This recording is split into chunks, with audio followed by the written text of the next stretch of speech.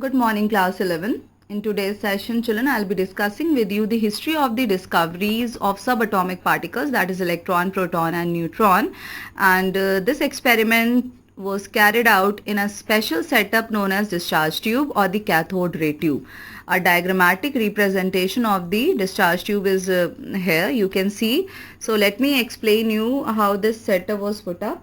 This setup actually includes, children, a glass tube. As you can see here, this glass tube was used just to make the things which is happening inside this tube visible to the observer. So a transparent glass tube was used in this setup, and then two metallic rods are there. One is connected to the negative terminal, which behaves as cathode, and another is connected to positive terminal, which behaves as anode. And at one end, children, you can see that there is an opening which is fitted with a stopcock and which is further connected to a vacuum pump. Now basically, whenever an experiment was carried out in this tube, a gas was filled inside this tube. Now, in order to alter the pressure of this gas, a vacuum tube was used, a vacuum pump was used, because experiments were done at different pressures.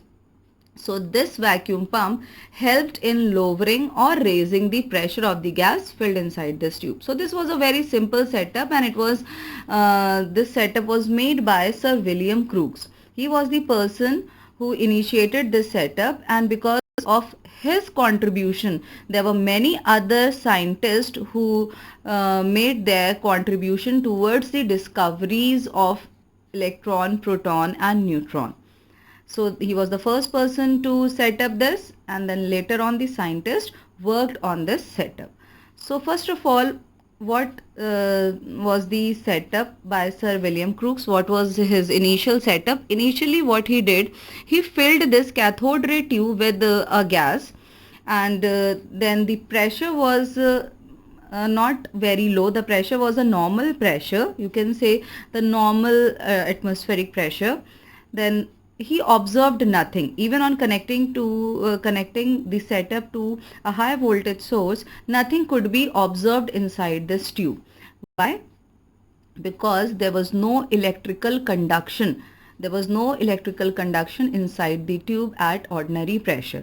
Then what he did, he further lowered the pressure and then observed. So on further lowering the pressure, you can see here, that is on further lowering the pressure to 0.1 torr, he observed that the gas started conducting electricity, and that was evident with the help of the spark that was produced inside this tube. And due to this reason, it was known as electric discharge tube. Okay, and because electric discharge appeared in the form of a uniform glow inside the tube. Children, before I proceed further, it's a request to carry your notebook and your stationery with you, so that you can also pause the video and jot down your notes along with me. Okay. So I hope this much is clear to you. What happened? He actually placed a gas and lowered the pressure to 0.1 torr, and then connected it to a very high voltage source, that is 5000 to 10,000 volt. And when the setup was made like this, then what did he observe? He observed that a glow was produced inside the tube. A glow was produced inside the tube, which actually helped him to conclude that an electric discharge or electric conduction is going on inside the tube. Now further what he did, he further lowered the pressure to 0.01 torr. Okay, as you can see here, he further lowered the pressure to 0.01 torr. Then what did he observe? He observed that the glow which appeared in the second case finally disappeared. You can see here, finally it disappeared, and then the entire tube got filled with dark spaces. And apart from this observation, a very important observation was this: he observed that some invisible rays, though it is visible in this setup, but actually the rays were invisible. Some invisible rays started coming out from the cathode, and it traveled towards the anode. Okay, it traveled towards the anode, and as you can see that this anode is perforated. Perforated means it had pores. So these rays moved inside or passed through these pores and striked this surface, which you can see I have highlighted with fluorescent green. So what happened when these rays struck this wall, it started to glow. Why? Because another very important part of the setup was a fluorescent material was coated at the back of the anode, at the wall at the back of the anode. So the moment these rays struck this surface, they started producing glow. So though these rays were invisible, this glow made it evident that actually some rays are coming from cathode towards the anode, and they are producing the spark. And this was observed under the condition, as you can see here, that when the pressure was reduced to 10 raised to the power minus 3 mm of Hg or 0.01 torr, when this low was the pressure and the voltage was very high, that is 10,000 volt. So you observe that it was observed that some rays, invisible rays, started coming out from the cathode and passed through the perforated anode and produced fluorescence on the wall behind the anode. The rays were named as cathode rays. Why? Because they are coming from cathode. You can see that these rays are coming out from cathode. The source is cathode. So the rays were named as cathode rays. Okay, the rays were named as cathode rays. Now further, what happened? Now another very important scientist, J.J. Thomson, initiated to study the properties of cathode rays. He wanted to know, or he wanted to gain further information about the cathode rays. So he carried out some more experiments. So it was like, it is a sort of story that one person came and did some experiment, and then his result helped another scientist or another person to carry out his experiment, and whatever drawbacks were there in his experiment were improved by the next person. So it is a sort of a hierarchy which was followed, and each and every scientist played a very important role in these discoveries.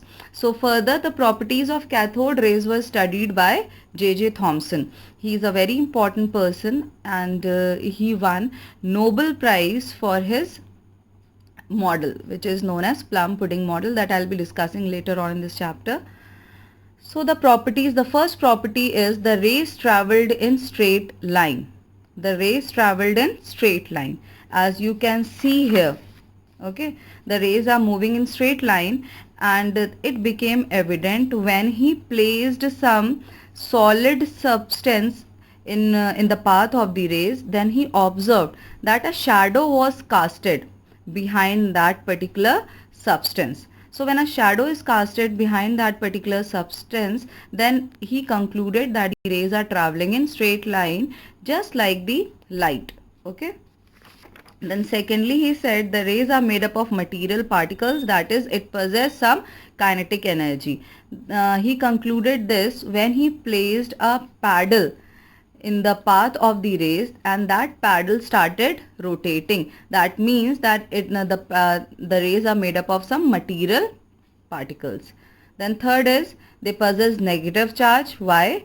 Because it is moving towards positive plate, that is anode. And moreover, when this cathode ray setup was placed between the electric field, it was observed that the rays are getting deflected towards positive plate. Okay, towards positive plate. So this made it evident that the rays possess negative charge. Then fourth point is they produced green fluorescence, that I told you, that I showed you in the diagram itself. The fifth is it produced heating effect. Like if the rays fall on some metallic foil or some metal, then it was observed that after a certain period of time, the metal got heated up. Then next is These were named as electrons. By whom? By J.J. Thomson. That is why the credit of discovery of electron goes to Sir J.J. Thomson. And it was also observed that they formed X-rays. Okay. And another very important conclusion from this experiment is the charge to mass ratio. The charge to mass ratio, E represents the charge over electron and M is the mass of the electron. The charge to mass ratio came out to be 1.75 into 10 raised to the power 11 coulomb per kg.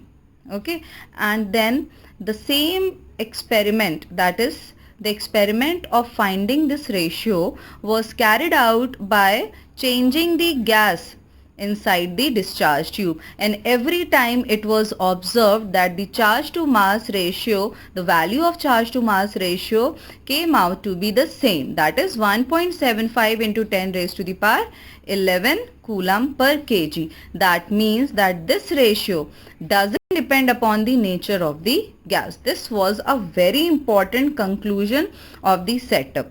Okay, because with this ratio only it became possible for the scientist to find out the exact mass of the electron and the exact charge on the electron. Then further what happened? Further another scientist came. His name was Millikan. The name of the scientist is Millikan. He carried out an experiment which is known as oil drop experiment. Now you don't have to go into detail of this experiment, but with the help of this experiment, that is Millikan oil drop experiment, the charge on electron was calculated, and the charge on electron that was calculated came out to be minus 1.602 into 10 raised to the power minus 19 coulomb. Now you can very easily find out the mass of the electron. How? When you know that the charge to mass ratio is this, and out of the two you have successfully found the value of the charge. Obviously by substituting the value of the charge you can very easily find out the mass of electron. This is what he did in his experiment further, and successfully he was able to find out the mass of an electron, which is 9.11 into 10 raised to the power minus 31 kg, or in grams you can say 9.11 into 10 raised to the power minus what? You people have done it in the previous session, minus 28 gram. Okay. So these were the experimental conclusions which were very important, and successfully the properties of electron was depicted.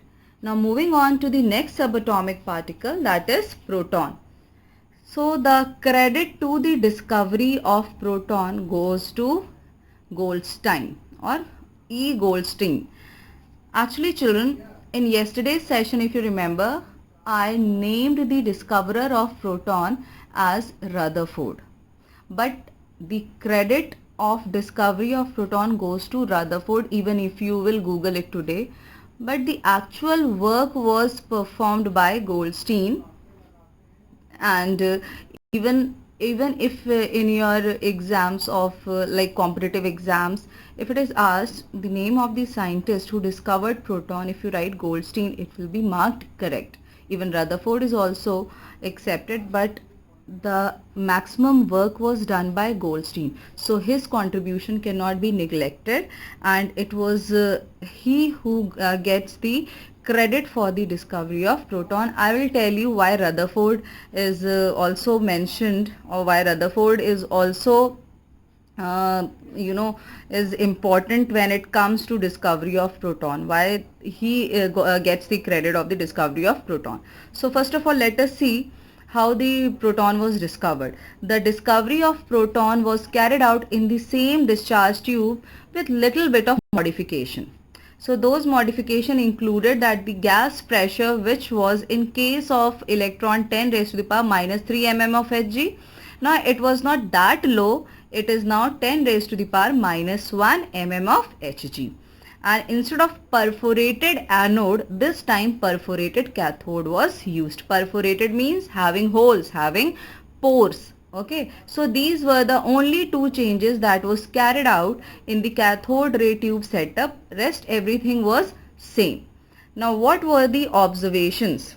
I'm not explaining you the experiment again. I hope you know. Again, the same thing happened. It was connected to a high voltage source and then an electric spark was observed. So we have to basically concentrate on the observation. This time it was observed that colored rays came out from anode, known as anode rays or canal rays. Okay. Now what is the difference? In case of electron, invisible rays came out, but in case of proton, colored rays came out from anode, and these are known as anode rays or canal rays moving towards cathode. This became evident through the glow behind the cathode. So this time what happened? The wall behind the cathode was fitted with a fluorescent substance. So the anode rays, when passed through the perforated cathode and struck that surface, it started to glow. So this helped in concluding that rays are coming from anode this time and moving towards cathode. And since the rays were coming out from anode, it was named as anode rays or canal rays. Now what were the important properties? The important properties are they are positively charged since they are moving towards cathode. Again, if you place these rays in between the electric field, it will get deflected towards negative plate. Then the charge, yes. Now the properties of these positively charged particles depend upon the nature of the gas which is taken. Okay, it is not like in case of electron. As you saw in the case of electron, that whatever the gas be inside the discharge tube, the properties remains the same. But in case of canal rays or anode rays, the properties varied with the variation in the nature of the gas which was placed inside the discharge tube. And then the origin of these canal rays are the gaseous ions. Okay, one very important difference that was observed in this case was the variation in the charge to mass ratio, because in this case the charge to mass ratio was not independent of the nature of the gas.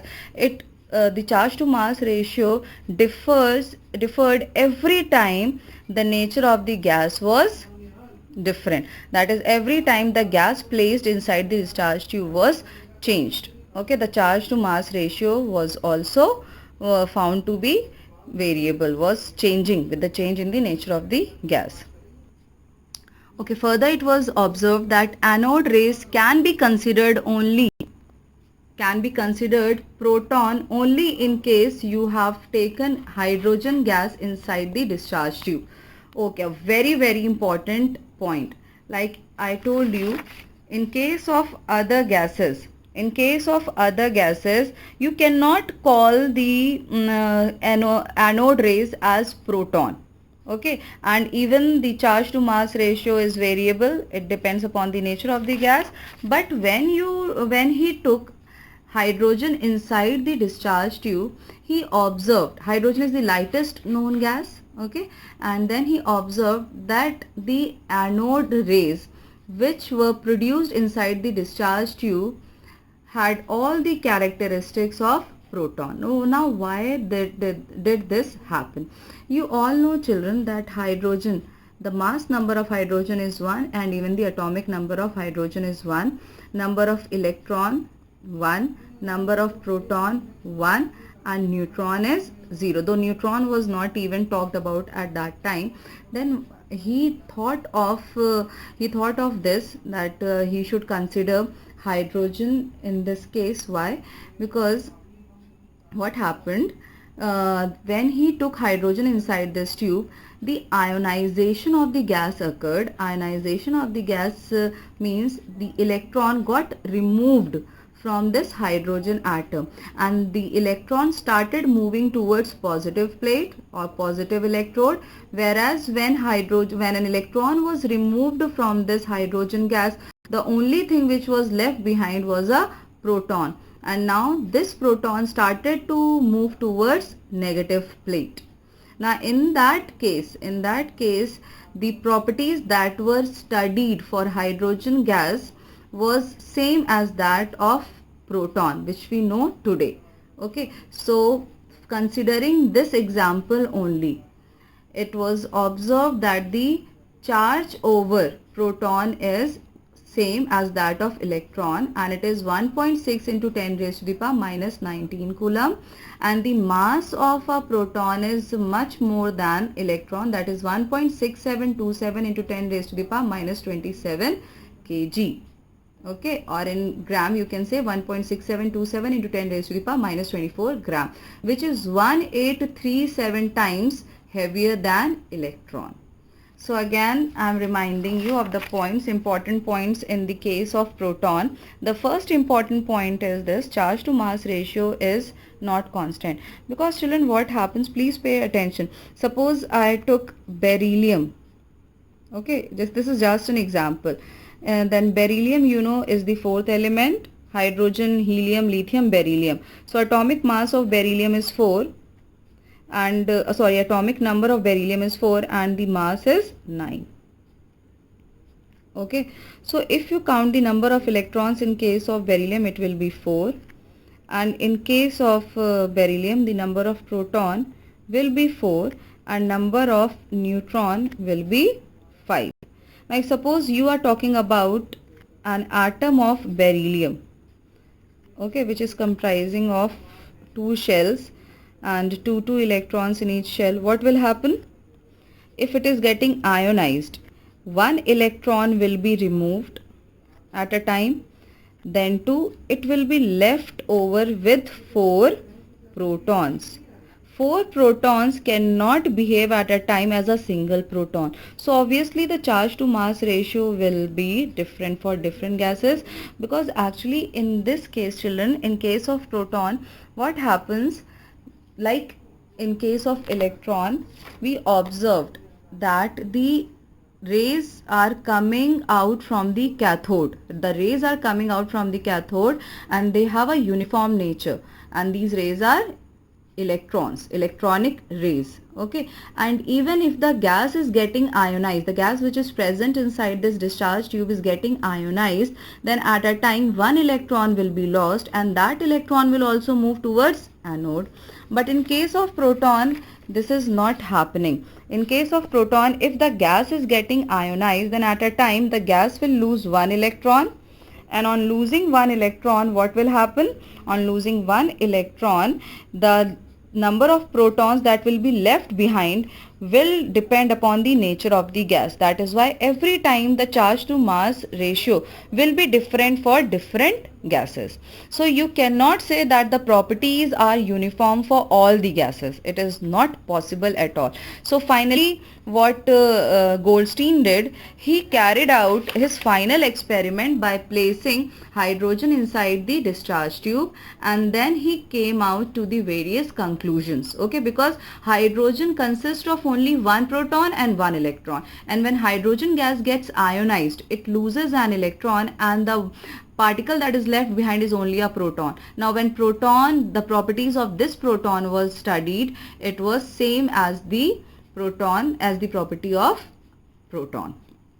Okay, and moreover the rest of the properties which I have not mentioned here, that is, it travels in straight line, it casts a shadow of the substance which is placed in the path, and then it gets deflected in the magnetic field, in the electric field. All the rest of the properties are same as that of electron. The properties which I have mentioned here are those properties which are not like electron. Okay, so again writing the same thing is making no sense. Now coming to J.J. Thomson's model of atom.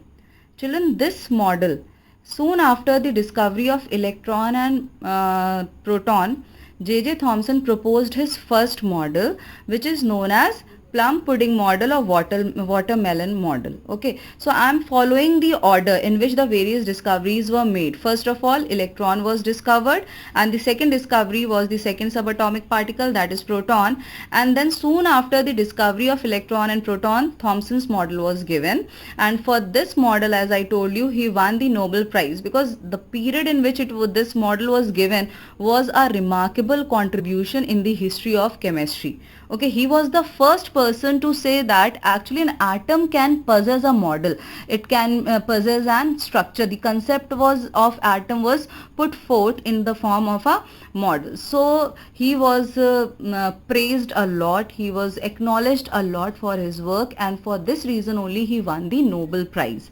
Though later on this model was discarded when future work was conducted on this model.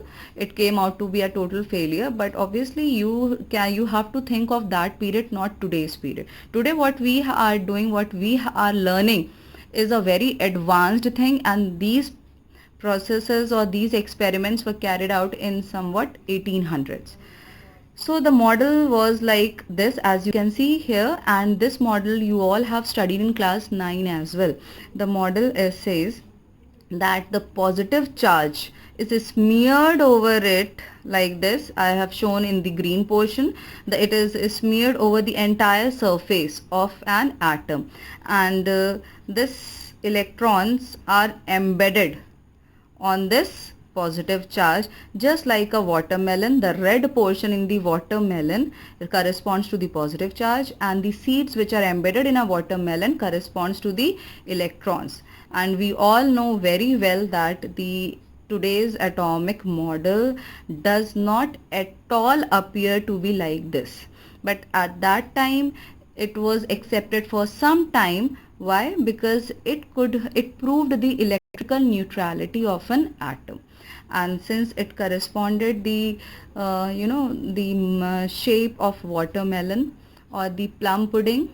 Okay, plum pudding, you can see that pudding is the kheer part, and the dry fruits embedded over it in the form of electron. Okay, so these two names were given to J.J. Thomson's model of atom.